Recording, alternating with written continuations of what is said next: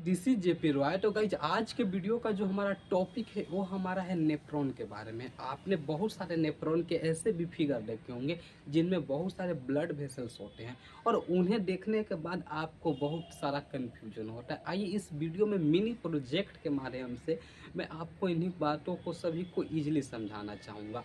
अगर आपने अभी तक पिछले वीडियो को नहीं देखा है तो आप इस वीडियो को रिलेट नहीं कर पाइए, क्योंकि हर एक वीडियो आपस में एक रिलेटेड है।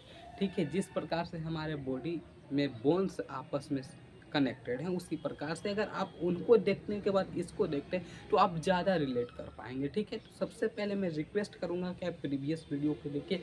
अगर आप चैनल पर नए हैं तो लाइक शेयर सब्सक्राइब कीजिए और अपने फ्रेंड के पास भी शेयर कीजिए इस कॉन्सेप्ट को। तो चलिए स्टार्ट करते हैं। अभी देखिए यह देखिए हमारे पास कुछ इस तरह से फिगर दिया हुआ है। आप लोग इसे देख के बहुत अच्छे से समझ सकते हैं कि ये हमारा क्या है। ठीक है, अब इनको हम लोग समझने वाले हैं। सबसे फर्स्ट की अगर मैं बात करूँ, आप यहाँ पर ध्यान दीजिए कि ये जो हमारा है ये हमारा है, देख सकते हैं। अब ये हो गया हमारा पूरे जो हो गए बोमेन कैप्सूल हो गए। अब जैसे मैं इस कैप को लगाऊंगा तो ये हमारे समझ लीजिए कि ग्लोमुलस है, जो कि ये दोनों को मिल के हमारा रेनल कैप्सूल का निर्माण करते हैं। ठीक है, अब यहाँ से आपको नज़र आ रहा होगा कि कुछ हम थ्रेड लाइक स्ट्रक्चर लिए हुए हैं। जनरली वही थ्रेड लाइक स्ट्रक्चर जो है हमारा वो ब्लड वेसल्स का काम करेगा। अब देखिए ये जो तो हमारे किडनी में लोकेटेड होते हैं और किडनी में दो हमारे आते हैं हमारे नर्व्स लाइक स्ट्रक्चर, जो कि आर्टरीओल्स होते हैं और वेन्यूल्स होते हैं। सबसे पहले मैं शुरू से शुरू करता हूँ। अब देखिए जो हमारे हार्ट होते हैं वहाँ से अयोटा निकलते हैं। अब अयोटा निकल के बहुत सारे आर्टरीज में टूटते हैं, आप हार्ट का वीडियो में देखे होंगे। और उनमें से ही कुछ आर्टरीज हमारे किडनी के आसपास आते हैं, उनमें से कुछ आर्टरीज हमारे किडनी में इंटर करते हैं, जिन्हीं को हम लोग रेनल आर्टरीज के नाम से जानते हैं। सेम कॉन्सेप्ट हमारे वेना कावा के थ्रू है, वहाँ से भी वेन्यूल्स निकलते हैं। और वेन्यूल्स हमारे कुछ वेन्यूल्स हमारे इधर आते हैं हमारे किडनी के तरफ, वहाँ से एक हमारे वेन्यूल्स होते हैं जिन्हें हम लोग रेनल वेन्यूल्स के नाम से जाने जाते हैं। जनरली ये हमारे आते हैं किडनी में। अब जब किडनी में आते हैं तो सीधे वो आते हैं हमारे बोमेन कैप्सूल के एक ग्लोमुलस में। हम हमारा ग्लोमुलस क्या होता है, बहुत सारे कैपिलरीज होते हैं। कैपिलरीज क्या होते हैं, दोनों को मिक्सचर होते हैं। आर्टरीज और वेन्यूल्स आपस में मिलते हैं तो दोनों ओ का फॉर्मेशन करते हैं। मीन्स जनरली ये जो हमारा है ये आप लोग देख सकते हैं, ये जो कैप लाइक स्ट्रक्चर में है, कैप्सूल लाइक स्ट्रक्चर में ये जो सीट है आपका देख सकते हैं, इसको आप एज्यूम कीजिए कि ये हमारा है ग्लोमुलस।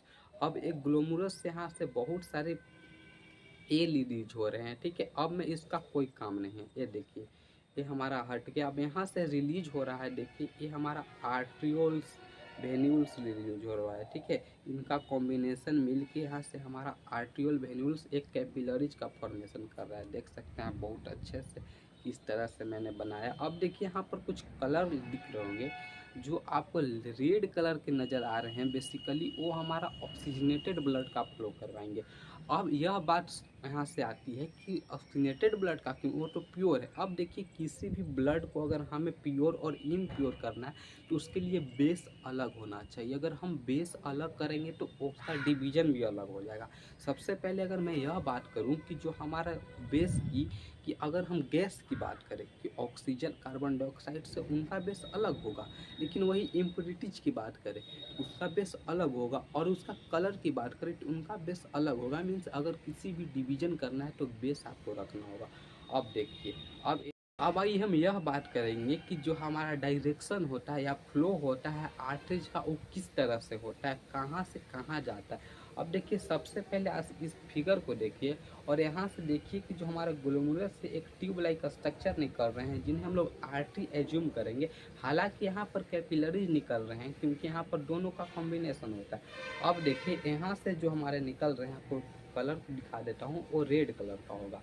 अब रेड कलर सबसे पहले हमारे जाएगा पीटीसी में। ठीक है, उसके बाद जो होता है हमारा है जाता है डीटीसी में, ना कि हमारा लूप ऑफ हेनले में। अब कनेक्शन की अगर मैं बात करूं तो इस तरह से कनेक्शन है जो हमारे सबसे पहले ग्लोमुलस है, उसके बाद बोमेन कैप्सूल है, उसके बाद पीटीसी है, उसके बाद लूप ऑफ हेनले है, उसके बाद डीटीसी है। लेकिन यहाँ पर फ्लो की अगर मैं बात करूँ तो जो हमारा ब्लड होता है यहाँ पर देख सकते हैं रेड कलर से डिनोट किया गया है, वो सबसे पहले हमारा बोमेन कैप्सूल से निकल के पीटीसी में जाता है, उसके बाद डीटीसी में जाता है और उसके बाद की अगर मैं बात करूँ फिर से लूप ऑफ हेनले में जाता है। अब देखिए ये जो हमारे ब्लड वेसल्स आपको नज़र आ रहे हैं कि जो हमारे यहाँ पर देख सकते हैं जो हमारे पीटीसी में है रेड कलर का ब्लड वेसल्स, वो जनरली उसको हम लोग नाम देते हैं पेरिट्यूबुलर कैपिलरीज के नाम से।